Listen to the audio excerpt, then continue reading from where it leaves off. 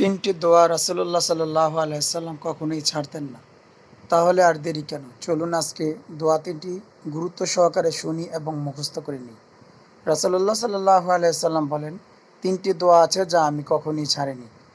প্রথম দোয়া হলো রব্বানা আতিনা ফিদ দুনিয়া হাসানা ওয়া ফিল আখিরাতি হাসানা ওয়া কিনা আযাবান্নার। অর্থ, হে আল্লাহ, আমাকে দুনিয়াতে কল্যাণ দাও, আখিরাতে কল্যাণ দাও এবং জাহান্নামের আযাব থেকে রক্ষা করো। দ্বিতীয় দোয়া হলো আল্লাহুম্মা ইন্নী আসআলুকাল আফওয়া ওয়াল আফিয়া ফিদ দুনিয়া ওয়াল আখিরা। অর্থ, হে আল্লাহ, আমি তোমার কাছে ক্ষমা ও নিরাপত্তা চাই দুনিয়া ও আখিরাতে। আর তৃতীয় দোয়া হলো আল্লাহুম্মাহদিনি ওয়াসাদ্দাদনি।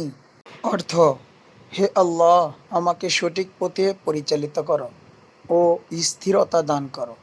এসো আমাদের প্রিয় নবী সাল্লাল্লাহু আলাইহি সাল্লামের দোয়াগুলো শিখে তা নিজের জীবনে চালু করি।